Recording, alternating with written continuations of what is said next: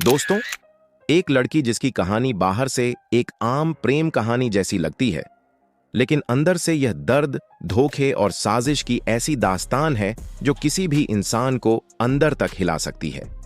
उस रात के बाद जब उसे सच्चाई का पता चला, वह बार बार उसी एक सवाल में उलझी हुई थी। जिस इंसान के लिए उसने अपने माँ बाप, अपना घर, अपना बचपन सब कुछ छोड़ दिया, वही इंसान उसके साथ इतना बड़ा धोखा कैसे कर सकता है?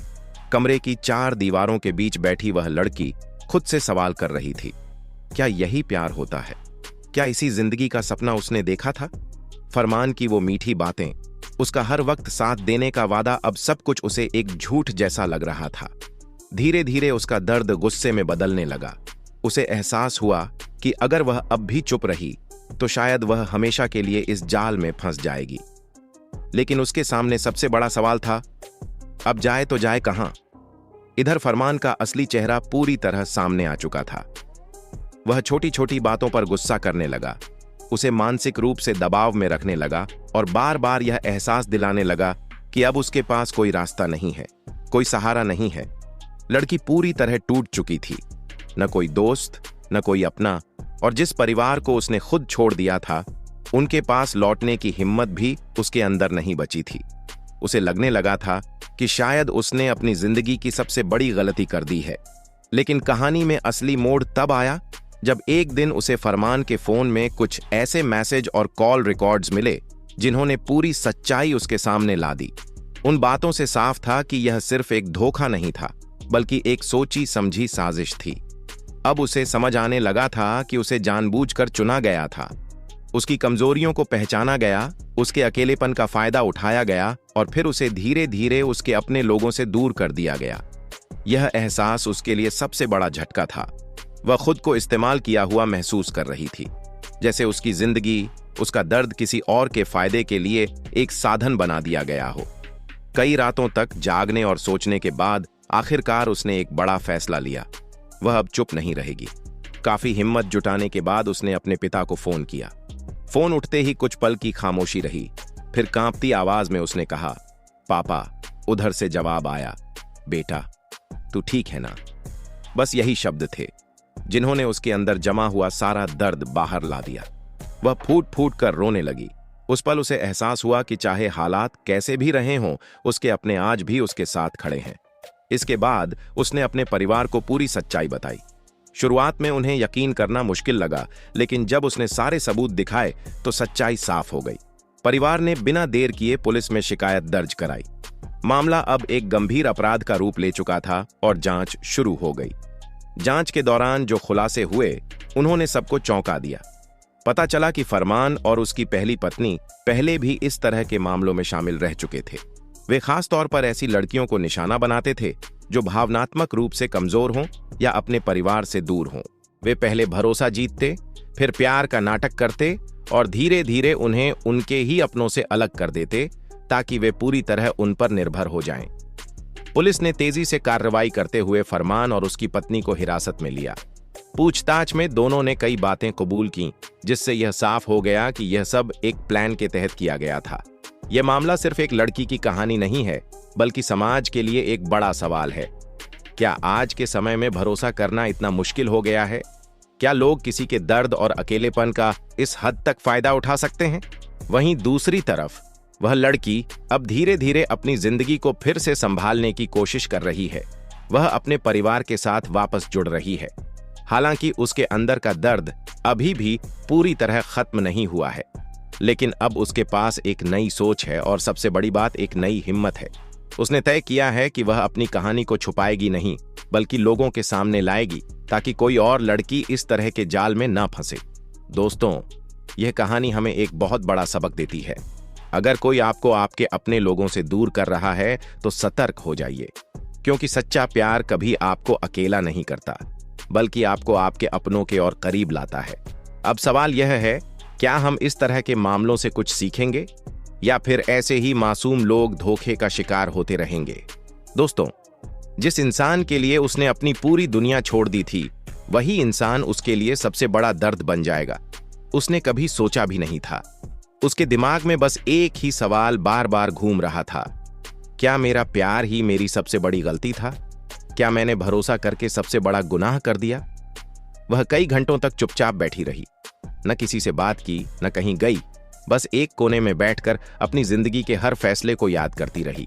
हर वो पल, हर वो याद जो कभी उसे सुकून देती थी, आज वही उसे अंदर से तोड़ रही थी। लेकिन दूसरी तरफ फरमान के लिए यह सब कोई बड़ी बात नहीं थी, जैसे यह सब पहले से तय हो। अगले ही दिन से उसका व्यवहार पूरी तरह बदल गया।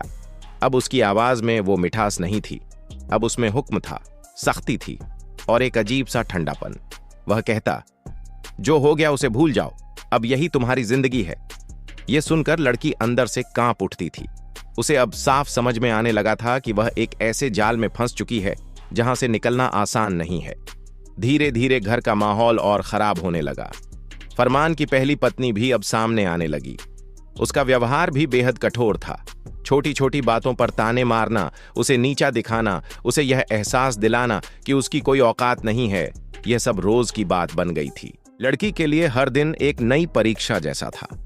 सुबह से रात तक उसे ऐसा महसूस होता था जैसे वह उस घर में एक कैदी बनकर रह गई है। उसकी अपनी कोई पहचान नहीं बची थी, न उसकी कोई आवाज थी। एक दिन उसने हिम्मत करके फरमान से पूछा, तुमने मेरे साथ जो किया वो गलत है, तुमने मुझसे सच क्यों छुपाया? फरमान ने गुस्से में जवाब दिया, तुम्हें जो समझना है समझो, अब तुम यहां से कहीं नहीं जा सकती। बस यही वो पल था जब उसके पैरों तले जमीन खिसक गई। अब उसे साफ समझ में आ गया था कि यह सिर्फ धोखा नहीं, बल्कि एक तरह का बंधन है जिससे निकलना उसके लिए आसान नहीं होगा। उसके पास न पैसे थे, न कोई सहारा और न ही कोई ऐसा इंसान जिस पर वह भरोसा कर सके। लेकिन धीरे धीरे सच और गहरा होता गया। फरमान और उसकी पहली पत्नी का असली खेल अब सामने आने लगा था। दोनों मिलकर उसे मानसिक रूप से तोड़ रहे थे, कभी डराकर, कभी समझाकर और कभी यह एहसास दिलाकर कि अब उसकी कोई पहचान नहीं बची। उसे बार बार कहा जाता, तुम्हारा कोई नहीं है, अगर तुमने कुछ भी किया तो हम तुम्हारे खिलाफ सबको खड़ा कर देंगे। यह सुनकर वह डर जाती थी, क्योंकि उसने सच में अपने माँ बाप से सारे रिश्ते तोड़ दिए थे। अब उसके पास लौटने के लिए भी कोई जगह नहीं थी। लेकिन अंदर ही अंदर उसका नजरिया बदलने लगा था। अब वह हर चीज को ध्यान से देखने लगी थी। फरमान की हर बात, उसकी हर हरकत अब उसे अजीब लगने लगी थी। एक दिन उसने चुपचाप फरमान का फोन देखा और वहां जो उसने देखा, उसने उसकी आखिरी उम्मीद भी तोड़ दी। फरमान सिर्फ उसी से नहीं, बल्कि और भी लड़कियों से बात कर रहा था। वही मीठी बातें, वही वादे जो कभी उसने उससे किए थे। अब लड़की को समझ आ गया था कि वह अकेली नहीं है। यह एक पैटर्न था, एक तरीका जिससे कई लड़कियों को फंसाया जा रहा था। अब उसके अंदर डर के साथ साथ गुस्सा भी था। लेकिन इस बार उसने तय किया कि वह चुप नहीं रहेगी। उसने धीरे धीरे आसपास के लोगों से बात करना शुरू किया। शुरुआत में लोग चुप रहे, लेकिन जब उसने भरोसा दिलाया तो कुछ सच्चाइयां सामने आने लगीं। उसे पता चला कि फरमान पहले भी कई लड़कियों के साथ ऐसा कर चुका है और सबसे चौंकाने वाली बात, उसकी पहली पत्नी हर बार इस खेल में उसका साथ देती थी। दोनों मिलकर यह पूरा जाल बिछाते थे और उसमें फंसती थीं मासूम लड़कियां।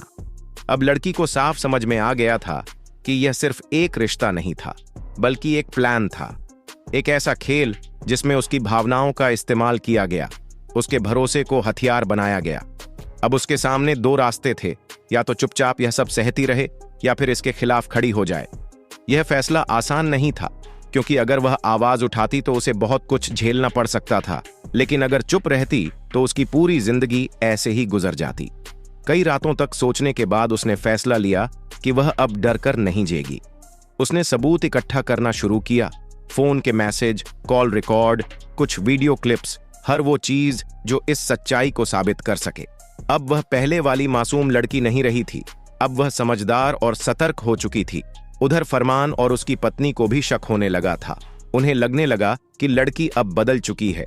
एक दिन फरमान ने गुस्से में कहा, तुम बहुत बदल गई हो। लड़की ने शांत होकर जवाब दिया, अब मुझे समझ में आने लगा है। यह सुनकर फरमान कुछ पल के लिए चुप हो गया, लेकिन उसके चेहरे पर गुस्सा साफ दिखाई दे रहा था। घर का माहौल अब और ज्यादा तनाव भरा हो गया था, लेकिन इस बार लड़की डर नहीं रही थी। अब उसके अंदर हिम्मत आ चुकी थी। उसने अपने सबूत सुरक्षित जगह पर सेव कर दिए, ताकि अगर उसका फोन छीन लिया जाए तब भी उसके पास सच्चाई मौजूद रहे। फिर एक दिन उसे मौका मिला। घर में सब सो रहे थे। उसने धीरे धीरे अपना जरूरी सामान उठाया, फोन, कुछ पैसे और वो सारे सबूत। दिल जोर जोर से धड़क रहा था, हर कदम पर डर था, लेकिन उसने हिम्मत नहीं हारी। और फिर वह दरवाजे तक पहुंची, एक गहरी सांस ली और घर से बाहर निकल गई। वह सिर्फ एक घर से बाहर नहीं निकली थी, बल्कि एक कैद से आजाद हुई थी। सीधे वह अपने एक पुराने दोस्त के पास गई। उसने सब कुछ बताया और दोस्त ने तुरंत उसका साथ देने का फैसला किया। अब वह सुरक्षित थी, लेकिन उसकी असली लड़ाई अब शुरू होने वाली थी। अगले ही दिन उसने अपने दोस्त के साथ मिलकर एक बड़ा फैसला लिया कि वह अब सच्चाई को दुनिया के सामने लाएगी। कई दिनों की तैयारी के बाद उसने मीडिया के सामने आने का फैसला किया।